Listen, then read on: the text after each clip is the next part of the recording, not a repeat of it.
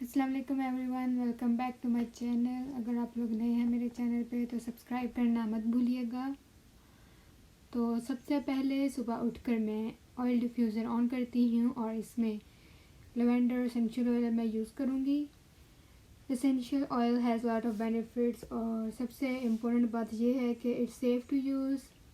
मैंने इस पर बहुत रिसर्च की और बाकी कैंडल्स और इंसेंस की निस्बत ये यूज़ करना सेफ है, क्योंकि बाकी ऑप्शंस में टॉक्सिन्स होते हैं जो कि हमारी हेल्थ के लिए बिल्कुल भी नहीं ठीक। और अगर आपके घर में बच्चे हैं तो बेहतर है कि आप लोग नेचुरल और एनी प्लांट बेस्ड जो भी प्रोडक्ट्स हैं वो यूज़ करें, ताकि आपकी हेल्थ और उनकी हेल्थ वो दोनों के लिए ठीक है। और केमिकल से जितना हो सकता है आप लोग दूर रहें, उसको यूज़ ना करें केमिकल प्रोडक्ट्स को, क्योंकि ना ही वो आप लोगों के लिए सेव हैं और बच्चों के लिए तो बिल्कुल भी सेफ नहीं है। अब बढ़ते हैं किचन की तरफ। तो सबसे पहले मैं कॉफ़ी बनाने के लिए पानी को बॉईल करूँगी केटल में। ये मेरी सिचुएशन पे डिपेंड करता है। अगर मैं बहुत स्लीपी हूँ तो फिर मैं कॉफ़ी पीती हूँ, वरना आम रूटीन में मैं डेली कॉफ़ी नहीं पीती। मैं कैफ़ीन से जितना हो सके दूर रहने की कोशिश करती हूँ। नॉर्मल डेज पे ज़्यादा टीज़ पीती हूँ, like green tea, cardamom T और डिफरेंट टाइप ऑफ टीज़ जो भी है, जो मेरा दिल कर रहा है वो बना के पी लेती हूँ। और साथ में आज हम ब्रेकफास्ट के लिए पैनकेक्स बनाएंगे। इसमें ज़्यादा इंग्रेडिएंट्स नहीं चाहते। आपको चाहिए कोई भी पैनकेक मिक्स ले लें और चॉकलेट चिप, ये भी अगर आप चाहते हैं डालना तो डाल सकते हैं, ज़रूरी नहीं है। एग्स, मिल्क और ऑयल, 3-4 इंग्रेडिएंट्स ही जाते हैं इसमें और ये बहुत टेस्टी से आपके पैनकेक्स बन जाते हैं।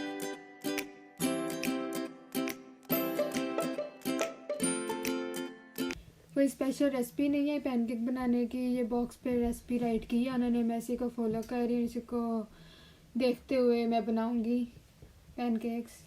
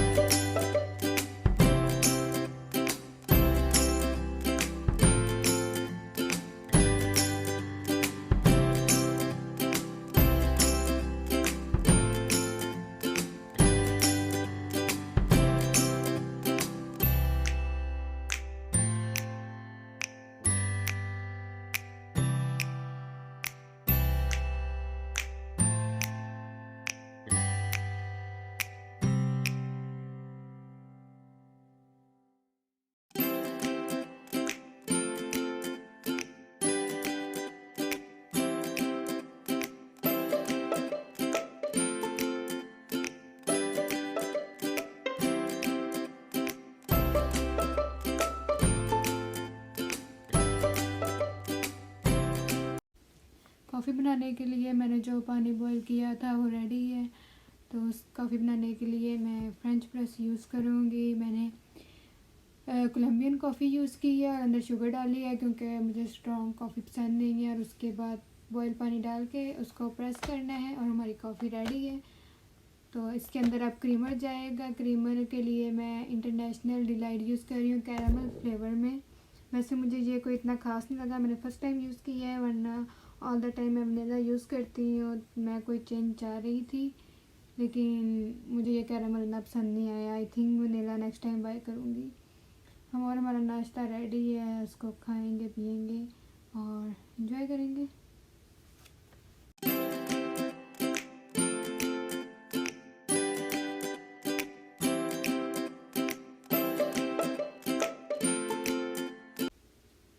तो खाना पीना हो गया, अब बढ़ते हैं सफाई की तरफ।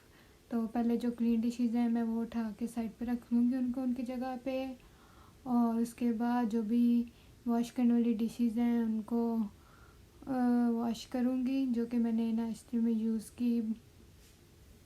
और उसके बाद हम बाकी किचन को भी क्लीन करेंगे। अगर आप चाहते हैं कि आपका किचन क्लीन लगे, हर वक्त साफ़ सुथरा रहे, तो जब भी आप लोग कुछ भी कुक करते हैं साथ ही खाने पीने के बाद अपने किचन को क्लीन करें all the time.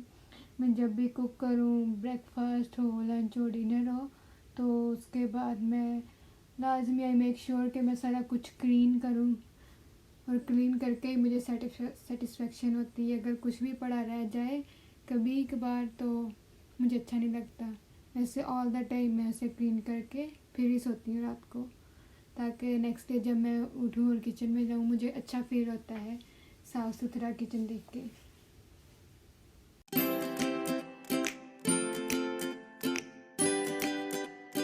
One eternity later.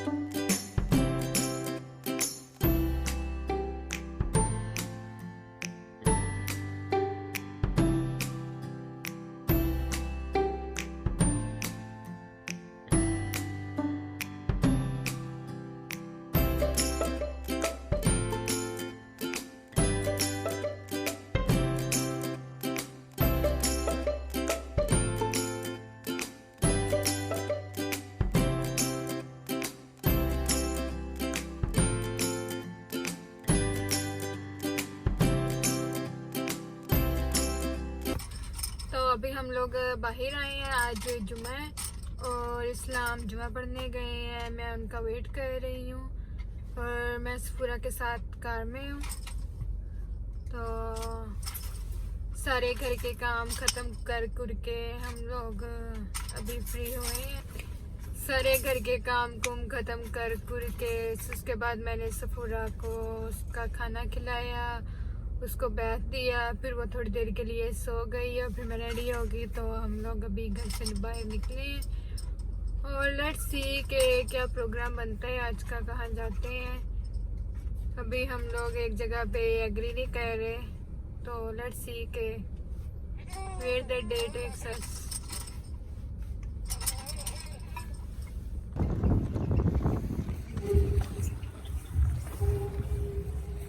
काफ़ी सर्दी है बाहर। हैंड्स जो है फ्रीज हो रहे हैं हमारे, लेकिन आज रश भी बहुत है। ट्रैफिक लगी हुई थी रास्ते में। दूसरी तरफ जो वापसी पे, लेकिन वापसी में ट्रैफिक लगी थी, लेकिन जाते हुए नहीं थी इतनी।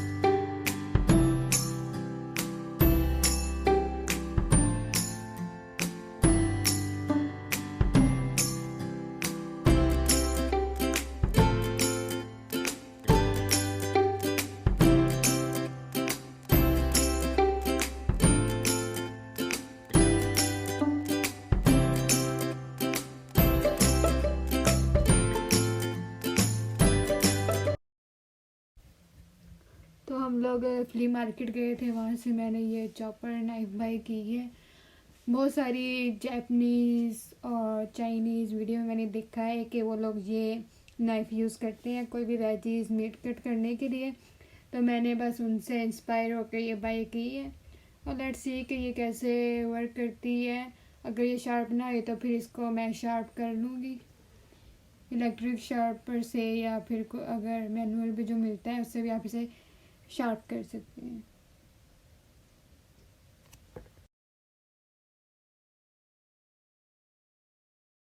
द नेक्स्ट थिंग इज, मेरी नहीं है, इस्लाम की है। तो इस्लाम ने लकड़ी काटने के लिए कोई टूल्स दिए हैं, लकड़ी को जैसे डिटेल में काटते हैं उसके लिए। तो ये भी बहुत अच्छा मिला है, अच्छी प्राइस में। तो डिफरेंट शेप्स में है, डिफरेंट साइजेस।